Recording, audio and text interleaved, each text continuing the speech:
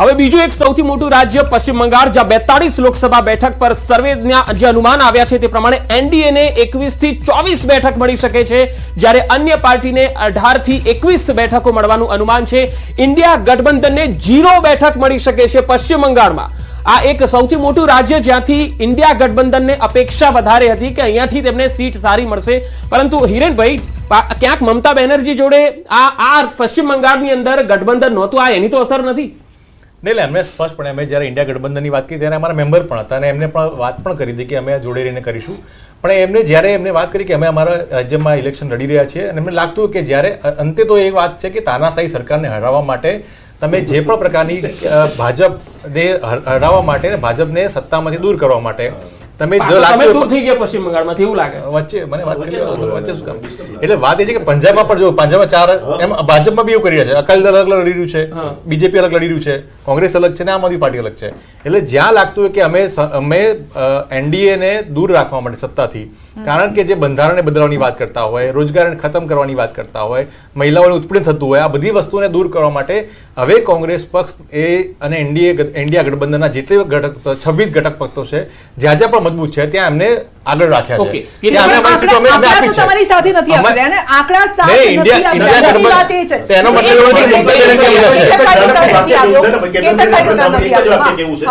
આ લોકોના ટાર્ગેટમાં તમે એક વસ્તુ જુઓ, અમે શું કરવા માંગી છે ક્યાંય છે જ નહીં, નરેન્દ્રભાઈને દૂર કરવા માટે. એટલે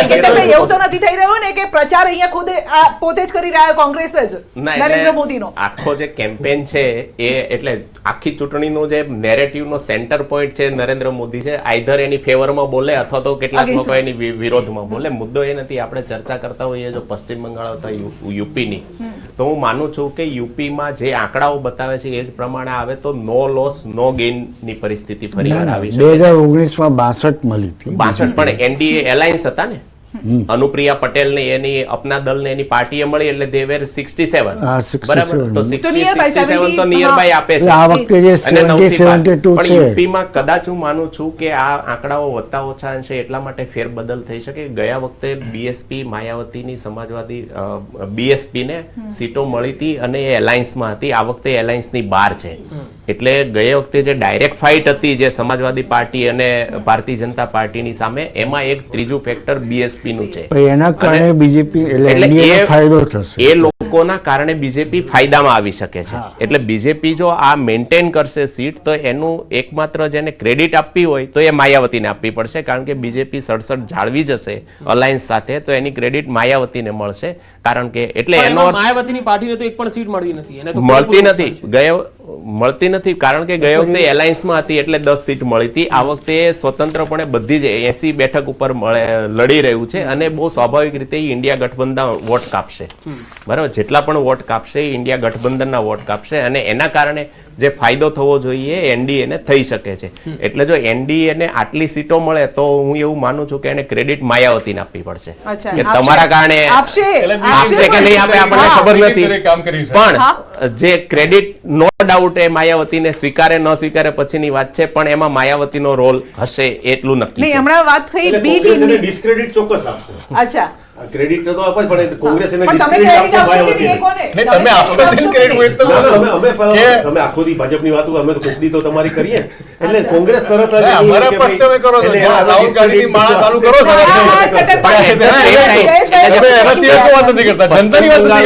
એ ઇન્ટરેસ્ટિંગ એટલા માટે છે કે પશ્ચિમ બંગાળમાં અધીર રંજન ચૌધરી જે લોકસભામાં કોંગ્રેસના નેતા હતા, જો એમની પણ બેઠક સલામત ના હોય અને એક પણ સીટ ન મળી હોય તો કોંગ્રેસ માટે સૌથી વધારે ચિંતાનો વિષય.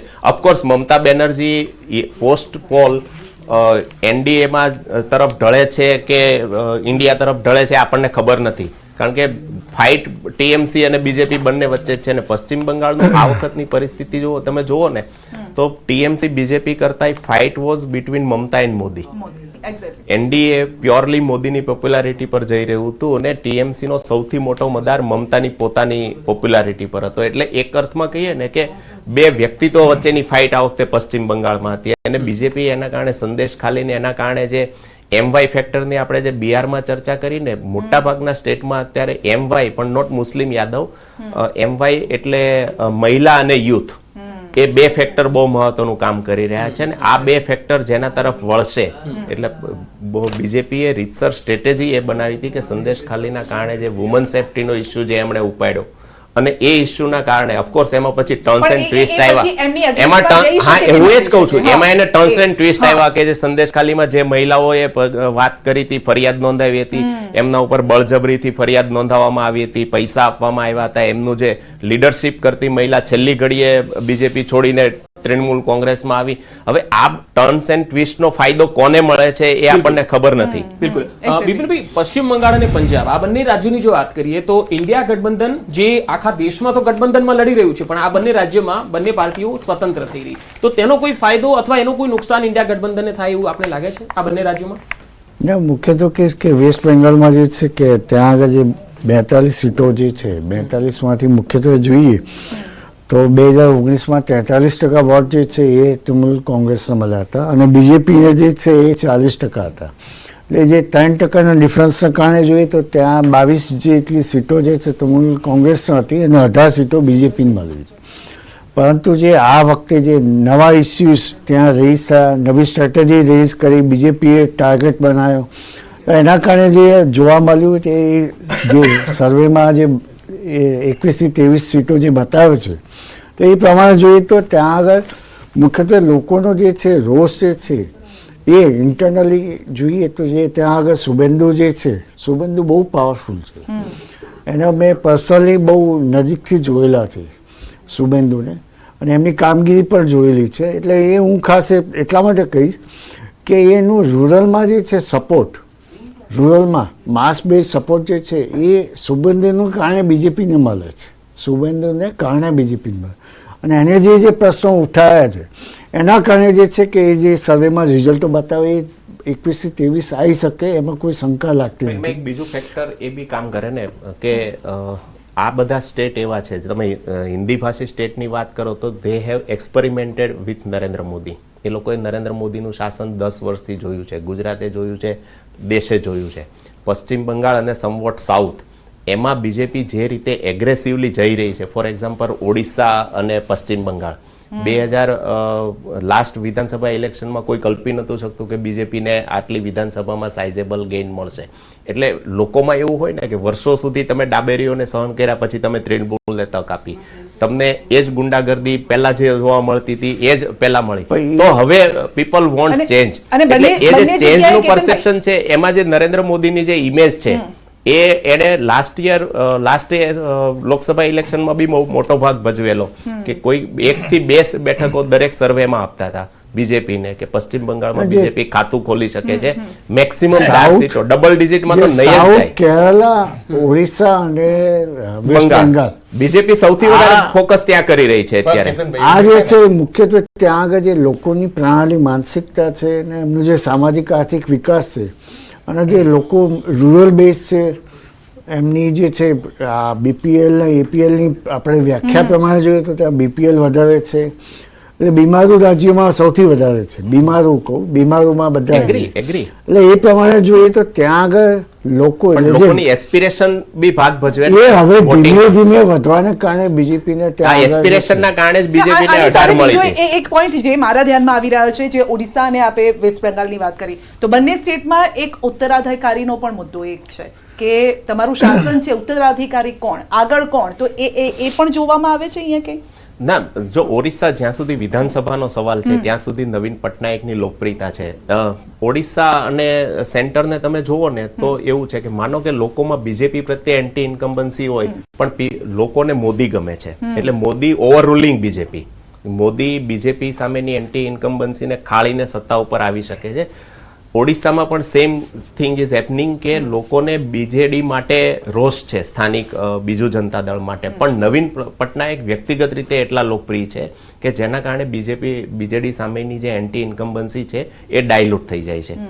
પણ જે વોટ શેરનો સવાલ જ્યાં સુધી છે ત્યાં સુધી બીજેપીએ લાસ્ટ ઇલેક્શનમાં 2019માં પણ ઓડિશામાં સારો દેખાવ કરેલો, અને જે રીતની મહેનત પરકોલેટ કર્યું છે ત્યાં જે કાર્યકર્તાઓનું નેટવર્ક અને એવું, અને એના કારણે જ બીજે મોટાભાગના જે સર્વેમાં જે દેખાય છે, આપણે જોયું કે ગુજરાતમાં ક્યાંક નુકસાન બતાવે છે, રાજસ્થાનમાં નુકસાન બતાવે છે, કર્ણાટકમાં નુકસાન બતાવે છે. તો આજે નુકસાન થવા છતાં પણ જો એનડીએ આટલી બેઠકો ઉપર આવતું હોય 350 ની આસપાસ, તો એનો મતલબ એમ કે જ્યાં નુકસાન થયું છે એની સામે એને સાઉથમાં ગેઇન કર્યું છે. બરાબર. તો ઓડિશામાં અને પશ્ચિમ બંગાળમાં એ ડેફિનેટલી ગેઇન કરી રહ્યું છે. બિલકુલ બિલકુલ બિલકુલ. હવે આપણે જો કેરળની વાત કરીએ, બિપિનભાઈ, મારે આપની પાસેથી જાણવું છે કે કેરળમાં તો બીજેપી ક્યાંય છે નહીં, પરંતુ આ વખતના સર્વેમાં ખાતું ખુલે એવું લાગે છે બીજેપીનું. આપને શું લાગે છે?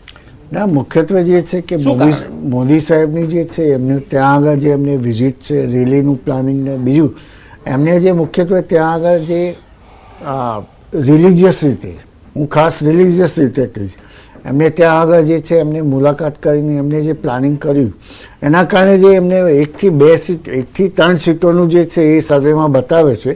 પરંતુ એની ઇમ્પેક્ટ જે છે, મેં હમણાં જે કીધું કે આખું કન્ઝર્વેટિવ નેસમાંથી જે છે લોકોની મુક્તિ, એટલે વોટિંગમાંથી વોટર્સની મુક્તિ જે છે એ અત્યાર સુધી બહાર નથી આવતી. ધીમે ધીમે જેમ જેમ ઇન્ડિયા ડેવલપ થયું છે, ગ્લોબલી ડેવલપ થયું છે, લોકોમાં જે છે કે સામાજિક આર્થિક પ્રગતિ થઈ છે, એના કારણે જે છે કે એ ગવર્નન્સ પોઈન્ટ ઓફ વ્યૂ લોકો વિચારતા થયા છે. અને એના પોઈન્ટ ઓફ વ્યૂ હું ખાસ કહીશ કે જ્યારે લો અને ઓર્ડરની સિચ્યુએશન જે છે ખરાબ હોય, આવી સ્થિતિમાં જ્યારે સેન્ટ્રલની જે મદદ મળતી હોય છે, અને બીજું એ બોર્ડર એરિયા છે, ત્યાં આગળ ડ્રગ્સ ને એ જે છે, એટલે આપણે ક્રાઇમ રેશિયો પર નહીં જતા, પરંતુ ત્યાં એ ઇમ્પેક્ટ ઘણી બધી હોવાને કારણે, અંડર ડેવલપ રહેવાના કારણે, ધીમે ધીમે ચેન્જ આવવાના કારણે આ જે છે એમને એનડીએને એક મોકો મળ્યો છે એવું કહીશ. બિલકુલ. હવે કેતનભાઈ, આપણી પાસે સાઉથના જે રાજ્યો છે એમાં આંધ્રપ્રદેશ એકમાત્ર અત્યારના સર્વે પ્રમાણે એવું લાગે છે કે બીજેપીએ સાઉથમાં જે ગઠબંધન કર્યું એનો સીધો ફાયદો આંધ્રપ્રદેશમાં દેખાઈ રહ્યો છે, કેરળમાં પણ દેખાઈ રહ્યો છે, કર્ણાટકમાં દેખાઈ રહ્યો છે. આપનું શું અનુમાન? આ ગઠબંધનનો ફાયદો છે કે પછી બીજેપી અને મોદીનો જે વેવ છે એનો ફાયદો છે?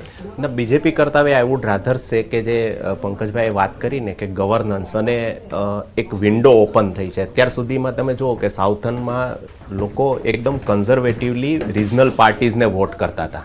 બરાબર. નેશનલ નેરેટિવમાં દક્ષિણ ક્યારેય બહુ ઝડપથી જોડાયું નથી રાષ્ટ્રીય પ્રવાહમાં. કેન્દ્રમાં જેની સરકાર હોય તો સાઉથમાં કોઈક ઓપોઝિશનની અથવા તો રિજનલ પાર્ટીની સરકાર હોય. પણ જે રીતે લોકોમાં એક એસ્પિરેશન ભાગે, અને બીજું વર્ષોથી રિજનલ પાર્ટી શાસન કરતી આવતી હોય ને ત્યારે એક પ્રકારની એન્ટી ઇન્કમ્બન્સી આવે, પણ તમારી પાસે ઓપ્શન ના હોય. નરેન્દ્ર મોદીએ, તમે જો કેરળની વાત કરી, તમે જુઓ કે ગયા ડિસેમ્બરમાં ક્રિસમસ વખતે નરેન્દ્રભાઈએ કેટલા ક્રિશ્ચિયન્સ પાદરીને એમના નિવાસ સ્થાને બોલાવ્યા હતા. એટલે he had try to reach out to the minorities. એમણે ક્રિશ્ચિયન માઇનોરિટી સુધી પહોંચવાનો એક પ્રયત્ન કર્યો હતો, અને એના કારણે તમે જો રાજીવ ચંદ્રશેખર જેવા જે સેન્ટરના સિનિયર મિનિસ્ટરો છે એ લોકો રાજ્યસભામાં હોવા છતાં એને લોકસભામાં ઉતાર્યા. એ વાત તો ખરું છે કે જે ક્ષેત્રીય પાર્ટીઓ છે એમનું પ્રભુત્વ ઓછું થઈ રહ્યું છે. ક્ષેત્રીય પાર્ટીઓ, જ્યાં ક્ષેત્રીય પાર્ટીઓ સામે અસંતોષ છે, એ જે ફેક્ટર છે એ બીજેપીને ત્યાં એન્ટ્રી પોઈન્ટ આપે છે. હું એવું નથી કહેતો કેરળમાં બીજેપીને એકદમ થમ્પિંગ સ્વીપ મળશે. It will take time, but જે એન્ટ્રી પોઈન્ટ મળવો એ પણ પોલિટિક્સમાં બહુ મહત્વનું છે. કે એક સમયે બીજેપીને બંગાળમાં એક પણ સીટ નથી મળતી, ત્યાંથી જો એ 18 પોઈન્ટ આવતા હોય તો કેરળમાં આજે એને 1 કે 2 સીટ પણ મળે છે, તો એના માટે એક કેરળમાં દરવાજો ખોલે છે. અને મોટી એક વાત આમાં એ પણ છે પંકજ, આપણે બિપિનભાઈ પાસેથી પણ જાણ્યું. બિપિનભાઈ, હવે વોટ શેરિંગની ને બહુ બધી વાતો કરી, પરંતુ જે મુખ્ય મુદ્દાઓ એજન્ડા હતા અથવા તો જેને તેઓ સંકલ્પ પત્ર કહે છે, એના 2 મહત્વના મુદ્દા હતા. 370 રામ મંદિર. લોકોએ ભલે આપણે ચર્ચા કરતા હોય કે ભાઈ લોકો બેરોજગારીને લઈને વાત અથવા તો રોજગારીને લઈને વાત કરી રહ્યા છે, પરંતુ શું આ મહત્વનો મુદ્દો વોટિંગમાં પણ રહ્યો કે જે સાઉથના બ્રાહ્મિન્સ હતા તેઓ રામ મંદિરને લઈને થોડા ખુશ જોવા મળ્યા? 370 કે જે આખા દેશની માંગ હતી, તો એ પણ વોટ ટર્નઆઉટ થઈ રહ્યો છે અહીંયા આગળ. એ મુખ્યત્વે રિલિજિયસ પોઈન્ટ ઓફ વ્યૂ જે છે, કેરળ અને સાઉથ જે છે ધાર્મિક રીતે બહુ જ સંકળાયેલા છે, લોકો ધાર્મિક છે, અને એટલે એ જે રામ મંદિરનો જે મુખ્ય મુદ્દો હતો અયોધ્યાનો, એ બહુ સીધો સ્પર્શ એ હું ખાસ કહી, અને એની ઇમ્પેક્ટ આ જોવા મળી એવું આપણે કહી શકીએ.